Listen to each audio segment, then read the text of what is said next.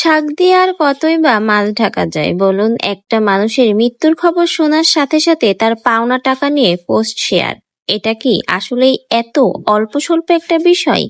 সেটা ঢাকতে এবার নতুন করে আর একটা বড়সড় পোস্ট শেয়ার করলো আখি তার আইডি থেকে। পোস্টটা শেয়ারের মাধ্যমে হয়তোবা সেই ঘটনাটিরই ধামাচাপা দিতে চাচ্ছে, কিন্তু সব বিষয় কি এত সহজে ধামাচাপা দেওয়া যায়? জানা যায় মৌ আপু দুই আখির নামে মামলা করেছে, আর এরপরেই আবার দেখা যাচ্ছে আখি নতুন একটা পোস্ট শেয়ার করেছে। সেই পোস্টে সে কিছু সাফাইমূলক কথা লিখেছে, কিন্তু জনতা তার সেই পোস্ট দেখার পরে রীতিমতো তাকে সাফাইয়ের মতোই ধুয়ে দিয়েছে। সে নিজে সাফাই দিবে কি, জনতাই তাকে একদম সাফাই করে দিয়েছে। কারণ একটা মানুষের মৃত্যুর খবর শুনলে যেখানে তার সকল পাপ গুনাহ সকল অভিযোগ মাফ করে দেওয়া হয়, সেখানে আখি সরাসরি তার কাছে টাকা, পাওনা টাকার অভিযোগ তুলেছে। এটা আসলেই একজন মৃত ব্যক্তির ক্ষেত্রে কোনো ছোটখাটো বিষয় না। আর যেখানে সে জীবিত রয়েছে তাকে নিয়ে এত বড় মিথ্যা অনাচার আসলেই কিন্তু কেউ মেনে নিবে না।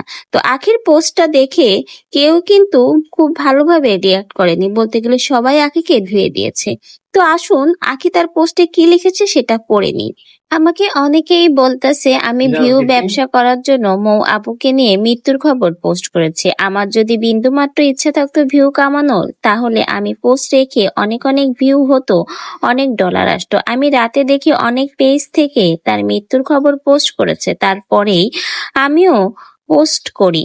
আমার কষ্ট লাগা থেকে যে সারাটা দিন কষ্ট করে শুট করে কোনো পারিশ্রমিক পাইনি। একটা শুট করতে অনেক কষ্টের, যারা করে তারা জানে। ভারী লেহেঙ্গা পরা, এত মেকআপ নিয়ে, এত ভারী কানের দুল পরে দাঁড়িয়ে দাঁড়িয়ে বিভিন্ন ভাবে হাসি মুখে ছবি তোলা খুবই কষ্টের, কিন্তু ভুল আমারই ছিল।